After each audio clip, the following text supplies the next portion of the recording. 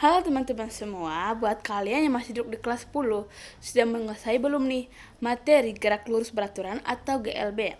Nah, kalau belum, saya mau ngajak kalian semua buat membahas materi ini lebih dalam, mulai dari rumus gerak lurus beraturan hingga contoh-contohnya. Sebelum itu, perkenalkan nama saya Elizabeth Rivania Betran Geres Adinedar dari kelas 10K di SMA Santo Franciscus Xavierus Ruteng. Di sini saya akan menjelaskan materi tentang gerak lurus beraturan atau GLB. Semoga teman-teman semua dapat mengerti. Oke, di artikel kali ini saya bakal bahas yang namanya gerak lurus beraturan atau GLB.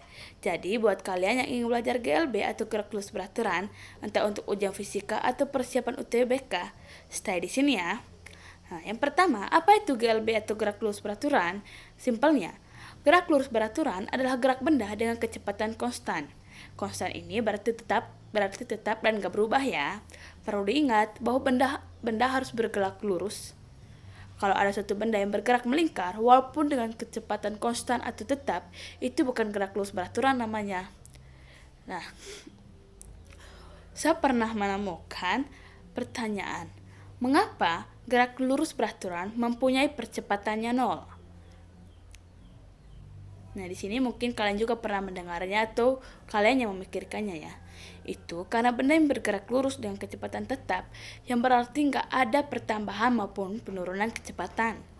Makanya, percepatan atau acceleration atau A, gerak lurus benda tersebut disebut dengan 0. Untuk memperdalam pemahaman kita akan dasar teorinya ini, kita bahas berbagai ciri dan rumus pada gerak lurus beraturan.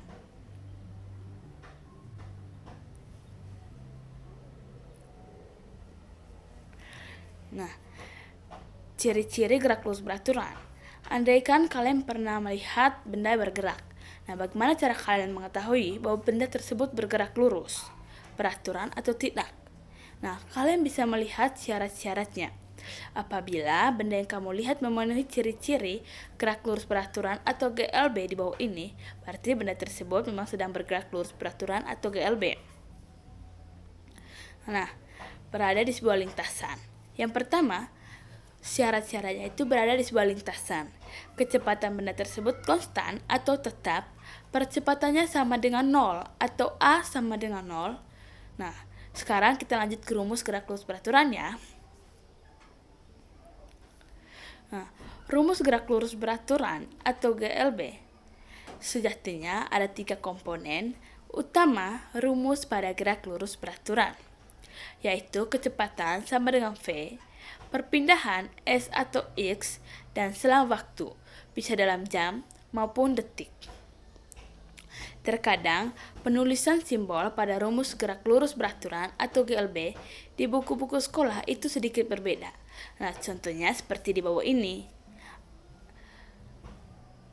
V sama dengan kecepatan atau kilometer per jam atau meter per detik. Kemudian, delta X atau S merupakan perpindahan atau jarak tempuh, bisa dalam kilometer atau meter. Delta T atau T perubahan waktu atau waktu tempuh, bisa dalam jam per detik. Nah, rumusnya itu V sama dengan delta X per delta T atau V sama dengan S per T. Sebagai catatan, jarak tempuh dan waktu tempuh dapat dihitung mengurangi waktu atau posisi akhir dengan waktu atau posisi awal. Nah, teman-teman, kita sudah mempelajari pengertian, ciri-ciri, dan rumus dari gerak lurus beraturan.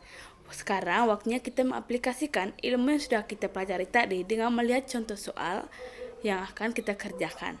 Di sini saya akan mengerjakan 2 contoh soal. Soal yang pertama.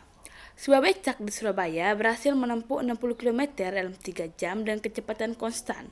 Kecepatan becak tersebut adalah titik-titik. Untuk menjawab soal ini, kita perlu menggunakan rumus kecepatan gerak lurus beraturan yang sudah kita temui tadi, yaitu V sama dengan S per T. Vs sama dengan jarak tempuh, T sama dengan waktu tempuh. S kita bagi dengan T atau jarak tempuh kita membaginya dengan waktu tempuh. V sama 60 km dibagi 3 jam. Hasilnya 20 km per jam. Soal nomor 2, sebutkan contoh gerak lurus peraturan dalam kehidupan sehari-hari. Kalau ini, teman-teman tinggal sebutkan berbagai contoh kendaraan seperti kereta api, pesawat, mobil, sepeda, dan lain sebagainya yang sedang bergerak konstan tanpa percepatan. Itu saja video singkat materi gerak lurus peraturan. Semoga teman-teman semua dapat mempelajarinya. Terima kasih.